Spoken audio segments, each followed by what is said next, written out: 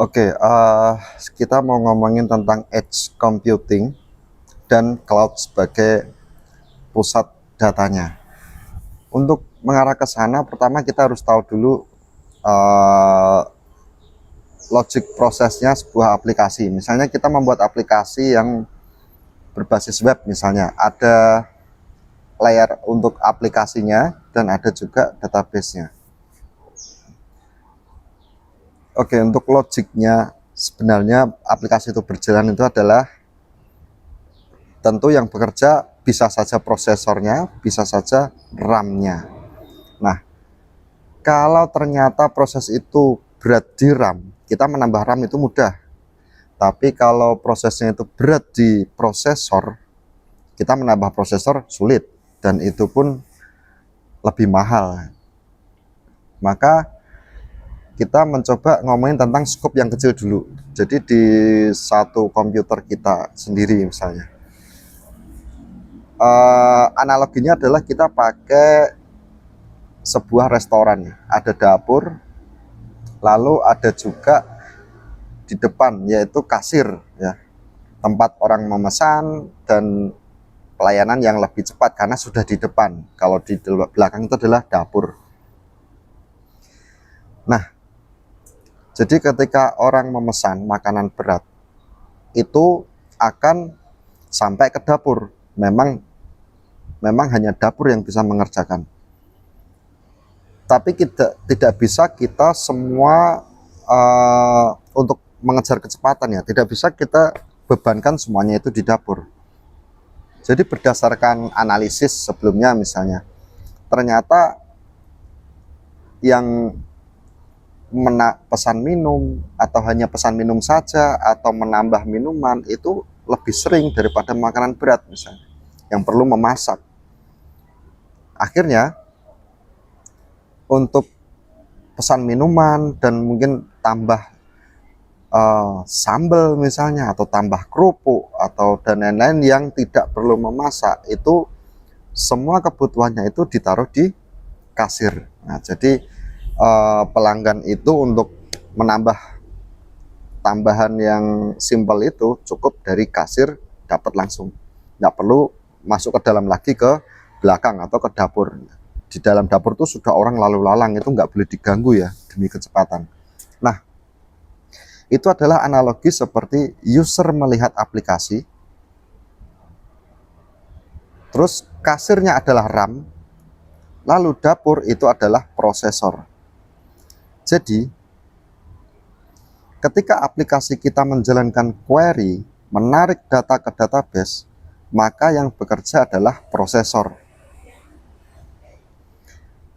Karena di dalamnya itu ada sebuah query, ya, atau proses yang dilakukan yaitu memanggil data, sementara data itu ada di layer database. Lalu di kasir itu adalah RAM. Nah, ketika kita ingin biarkan hanya RAM yang bekerja, itu adalah kita bisa menyebutnya session kalau di PHP, ya. Ini di aplikasi lain juga ada pasti. Session itu hanya tersimpan di RAM. Jadi kalau hanya pekerjaan yang simple, yang statis, tidak perlu logic proses yang dalam, itu harusnya biar dihandle sama RAM, jangan sampai ke database. Jadi biar tidak sampai ke dapur. Nah, kita ambil contoh aplikasi yaitu kita bikin ujian online gitu ya, ujian online dengan peserta 1000 orang misalnya, concurrent ya, bareng ya. Nah, dulu kalau kita secara sederhana misalnya aplikasi itu untuk ujian online itu muncul satu soal, terus diisi, terus simpan jawaban, next ke soal berikutnya, gitu terus. Dulu secara sederhananya kita membuat aplikasi itu berarti dia memanggil masuk ke lembar kerja siswa itu, maka tahu judulnya lalu memanggil soal urutan pertama yang dia dapat, yang siswanya dapat gitu ya. lalu klik next, maka dia memanggil database lagi soal kedua, next lagi memanggil soal ketiga. Jadi perintahnya adalah ambil soal ketiga di mana ID siswa itu ini dan ID judul tesnya itu ini misalnya. Where-nya pun ada 3 atau 4 mungkin ya. Nah, jadi kalau seperti itu, maka dilakukan tesnya dikerjakan oleh 1000 orang concurrent, maka itu akan berat di database-nya karena selalu manggil database. Akhirnya kita modifikasi proses bisnisnya di bagian aplikasinya ya. Ketika siswa itu mau masuk ke tes, pilih judulnya, terus mulai mengerjakan gitu, maka untuk ID siswa tersebut di-create session, nama soalnya, list semua soalnya yang jatahnya dia, dan nomor urutnya, dan kunci jawabannya, dan nanti di dalamnya ada session untuk menyimpan juga jawabannya siswa itu. Maka ketika klik mulai mengerjakan, meng-create session itu, lalu masuk ke lembar kerja. Nah, lembar kerja itu sudah tidak perlu ke database. Dia cukup bermain dengan sessionnya. Jadi soal aplikasi menyuruh panggil di session, tampilkan yang soal pertama. Oke, siswa tampil soal pertama. Lalu diisi, klik simpan atau soal selanjutnya gitu. Maka dia mengupdate session, yang mengisi jawabannya dia dan sesuaikan dengan kunci soal itu. Lalu ada juga atribut yang statusnya itu benar atau salah, itu sekalian aja. Kalau di session itu semuanya harus detail, disimpan di session. Terus ketika next ke soal selanjutnya, itu cukup dari session, nggak perlu manggil database lagi karena disimpan semuanya di session. Session itu bisa besar isinya, jadi kita simpan semua soal, semua pilihan gandanya, semua jawabannya, semua kuncinya, itu nggak akan masalah. Aplikasi akan terlihat lebih cepat, jauh lebih cepat, karena hanya berhenti sampai di RAM, nggak perlu ke database. Nanti mengupdate di database-nya itu bisa setiap kita klik next soal. Tapi ini bukan select ya query-nya, tapi update. Update itu kalau by ID lebih cepat daripada select mengambil data. Proses insert, proses update itu lebih cepat kalau by ID ya, update-nya ya. Tentu ID semua soal itu sudah disimpan di session tadi. Tinggal update, klik selesai gitu ya. Semua jawabannya tersimpan. Nah, kenapa tadi tetap melakukan update? Karena update di database itu